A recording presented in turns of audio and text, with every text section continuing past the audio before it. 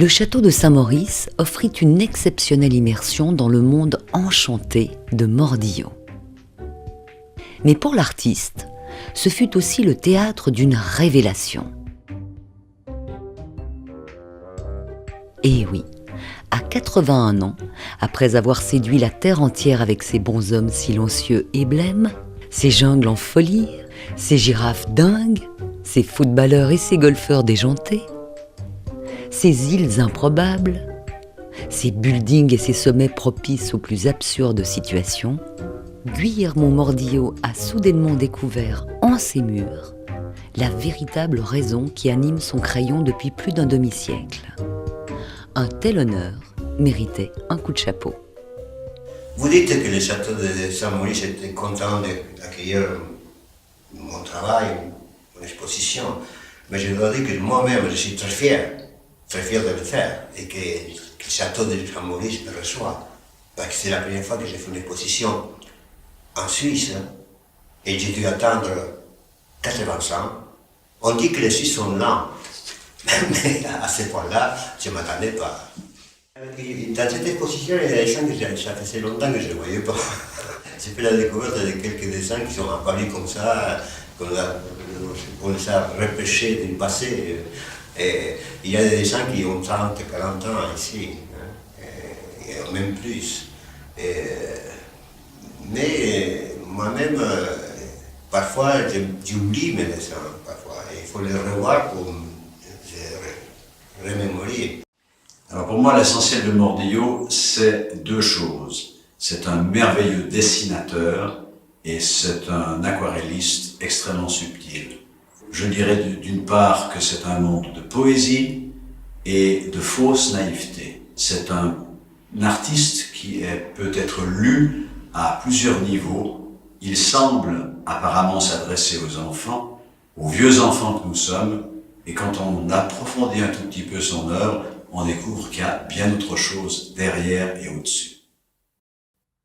Pour introduire l'univers de Mordillo à quelqu'un qui n'en connaît rien, je pense que l'idéal, c'est d'abord le silence. C'est de laisser la personne découvrir par elle-même, puisque c'est un art intemporel, international, qui se passe du verbe. Je pense que les gens, d'entrée, aisément, entrent dans l'univers de Mordillo. Il y a très longtemps que je n'avais pas revu de Mordillo et je découvre quelqu'un qui a une subtilité dans la composition, dans l'efficacité des couleurs, dans le graphisme. Il a tout pour plaire, ce monsieur.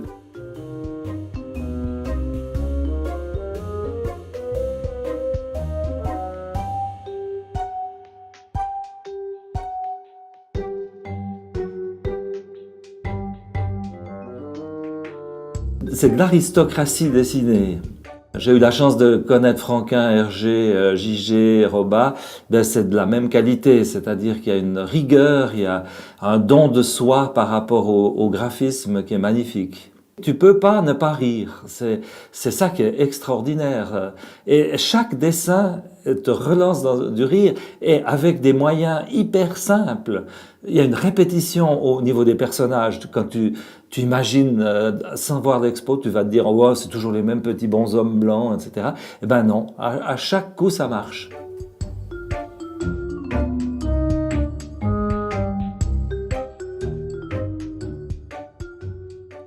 Ce sont d'abord des idées qui sont banalement intemporelles. Lorsqu'on regarde ces dessins, c'est un anti-Salvador Dali. Il ne va pas chercher sur une autre planète.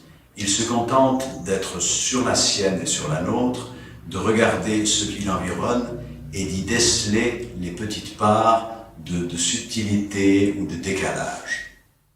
Nous ne savons pas si on est tout seul, on ne sait pas si sous Mars il y a des êtres vivants.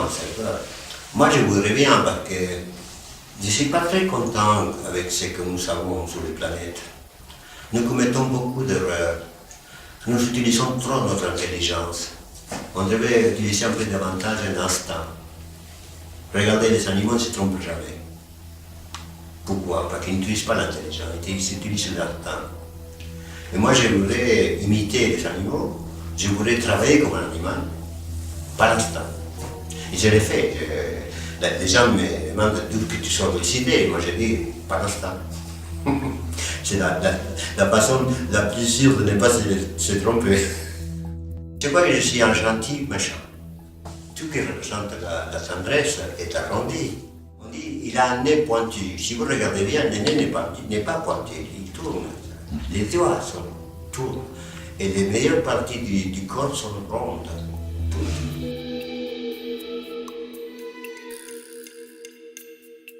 Je ne sais pas si ça se voit dans mes dessins, mais je suis quelqu'un de très timide et je suis surtout quelqu'un de très pudique. Alors dans mes dessins, je ne sais pas si ça se voit. Mais la tendresse elle peut s'exprimer pas seulement entre les êtres humains. Moi, quand je vois un arbre qui me plaît, je le touche. C'est de la tendresse. Quand je caresse un animal, quand je caresse une pierre, je parle avec les pierres. Je parle avec les sables. Quand je joue au golf, sur le terrain de golf, il y a des vieux arbres, des centenaires. Et je me pose des questions. Ça fait longtemps que tu es là. Je parle avec. Et je parle, si je vois ça, un chien ou un chat, je me parle. Je vous raconte une anecdote qui m'est arrivée sur un terrain de golf. J'ai joué tout seul. C'était la tombée de la nuit, c'est-à-dire la fin de la journée. J'ai fini de jouer mon trou 17 et je suis sorti avec mon chariot de club de golf, tout seul. Et je prends un chemin de terre pour aller au départ du trou 18, c'est-à-dire le dernier trou de la journée. Je descends par ce chantier, comme ça, et je vois à ma droite, incroyable, un fil indien des canards adultes. Parce que moi, j'ai toujours vu des petits canards derrière la maman, en fil indien. Mais j'ai jamais vu des canards adultes en fil indien, vieux, décoiffés, avec plumes comme ça, en fil indien. Ils se dirigent vers le chemin où je venais. Alors je m'arrête, je les regarde. Et eux, ils s'arrêtent aussi, ils me regardent. Je vous jure que c'est vrai, c'est tel que je vous raconte. Je les regarde et je dis, passez. Et ils sont passés. Je vous jure que c'était comme ça. Mordillo, pour moi, c'est d'abord un graphisme. C'est un graphisme sobre, élégant, tout en rondeur. Ces rondeurs qui expriment et qui soulignent, je dirais, la jovialité, la sympathie. C'est une technique de dessin parfaitement maîtrisée. Même s'il dit qu'il ne dessine pas bien, si vous regardez ses dessins, vous y verrez des perspectives maîtrisées, des points de fuite, des ombres portées, des vues en plongée et contre-plongée. C'est quelqu'un qui, évidemment, maîtrise parfaitement le dessin. C'est, Mordillo, beaucoup de minutie. C'est quelqu'un qui est capable de faire figurer dans un stade 1 millier de personnages. C'est aussi un dessinateur qui joue avec les plans, premier, deuxième plan. Si vous regardez ses dessins, il arrive à donner une profondeur dans une image qui est de format pas si grande que ça. Et puis c'est certainement l'un des rares dessinateurs qui peut se permettre de ne plus signer ses dessins, tant son style est reconnaissable dans le monde entier. Mordillo, c'est aussi ses couleurs. C'est quelqu'un qui utilise et superpose les encres de couleurs, mais qui donne avec une couleur dominante un ton au dessin qui accompagne l'esprit ou l'humeur du gag. C'est quelqu'un qui ne choisit pas une teinte au hasard. Au contraire, ce coloris fait que d'accentuer et d'accompagner le gag. Mordillo, certes, est un dessinateur, un aquarelliste, mais avant tout un narrateur. Et ce qui est intéressant, c'est qu'il fait de la narration un sujet d'expression. On ne se rend pas compte que Mordillo se raconte des histoires. Quand dans ses dessins apparaissent des noms, des dates, des chiffres, les noms de sa femme, de sa fille apparaissent dans des matchs de foot, et si on est simplement séduit par la vision d'ensemble, je pense que nous passons à côté de la petite chanson intérieure que Mordillo ne cesse de développer encore à 81 ans. C'est le numéro de la maison où j'habitais 20 ans. Dès l'âge de 3 ans à l'âge de 23 ans que je suis parti. Et c'est dans cette maison très modeste parce que là, mes tables de travail étaient dans la salle à manger et dans la cuisine d'hiver. En hiver, je dessinais dans la cuisine parce que c'était plus chaud, parce qu'il n'y avait pas de chauffage. Alors, mes livres, mes dessins animés, j'ai fait ça dans la salle à manger. Je n'avais pas une table de travail. Et c'était une maison très modeste. Et c'est 2710, c'était l'adresse de la maison qui existe toujours, qui est toujours la maison la plus modeste du quartier. La maison la plus modeste du quartier. Et là, c'était marqué, la rue s'appelait Cabezón. Cabezón 2710, il y avait une petite plaque qui disait Marcelo Mordillo, mécanico-électriciste. Mon père était électriciste, c'était le seul électricien du quartier. Alors presque tous les jours, il y avait quelqu'un qui sonnait la porte, parce qu'il y avait un fer repassé qui ne marchait pas, une radio qui ne marchait pas, et lui c'était le seul électricien du quartier. Alors il y avait déjà le nom Mordillo, mais Marcelo Mordillo 2710. Certains ne saisissent ni les clins d'œil chiffrés, ni la philosophie qui sous-tend les dessins de Mordillo, puisque des esprits chagrins vont jusqu'à l'accuser de sexisme, travers dont il se défend. La fête des mères, c'est une femme qui repasse, qui lave, qui tient son bébé, et avec sa main, il soutient des acrobates. Mais je dénonce la situation de la femme. Je ne sais pas que je me moque, non, je dénonce, et je mets en évidence la bêtise des hommes. Dans tous mes dessins.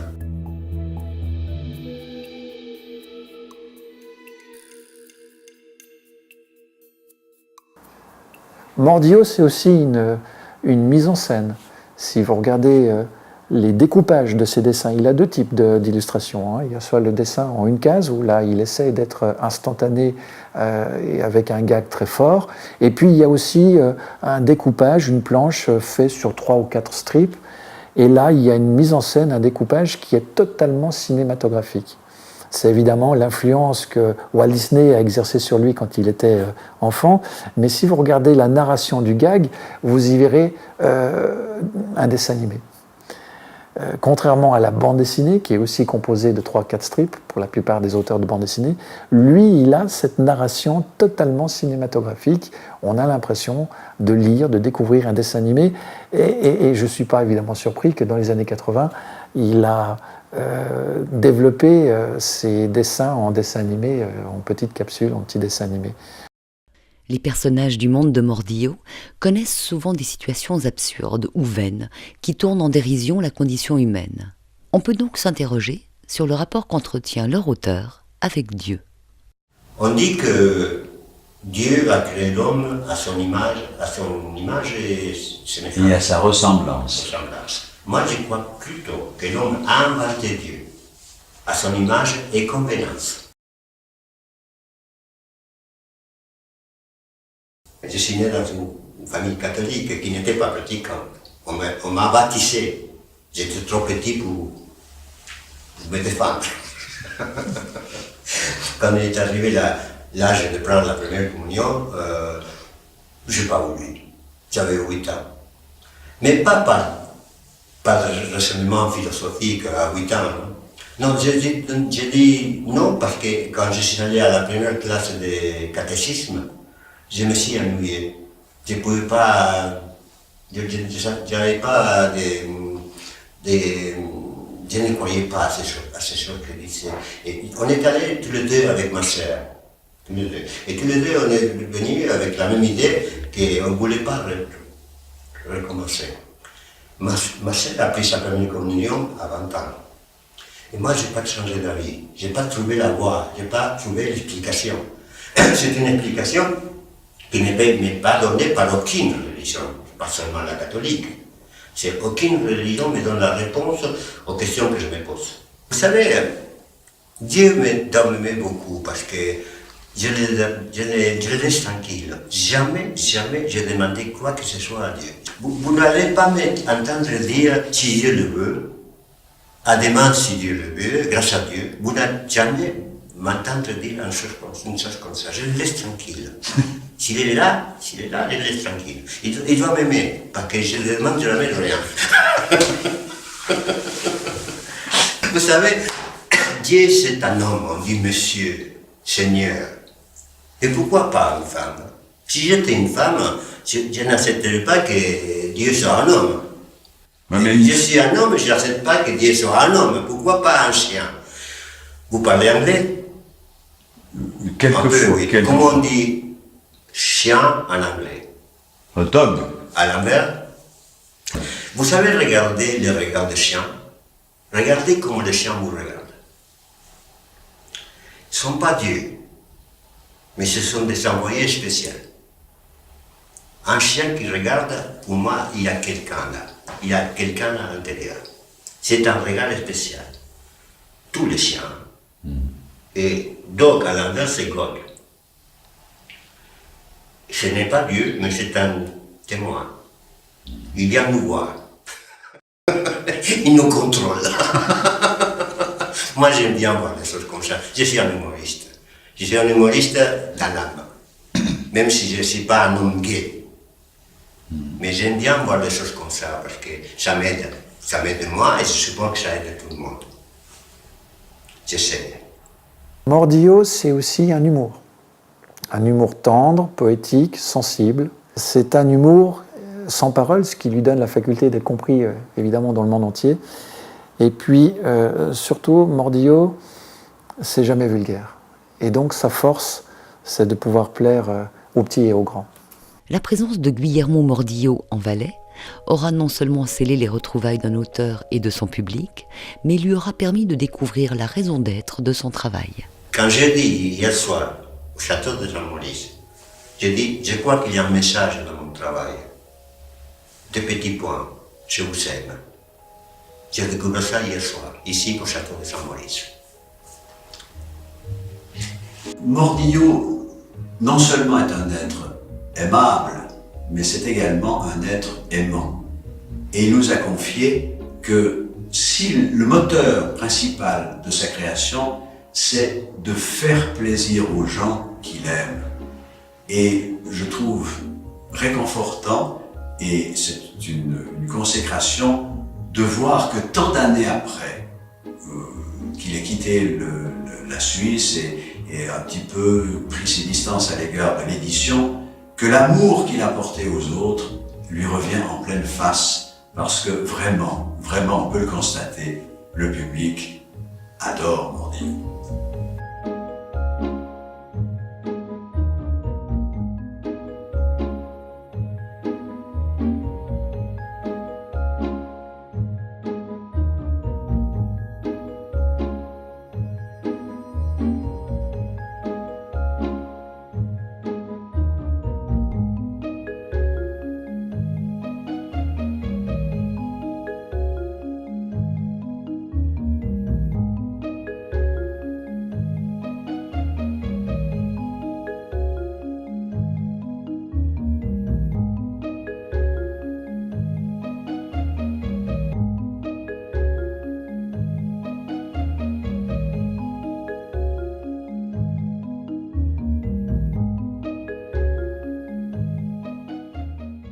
Quelque chose dans tout ce que je dis a pu choquer un peu les gens. N'oubliez pas surtout que je suis un humoriste. Point.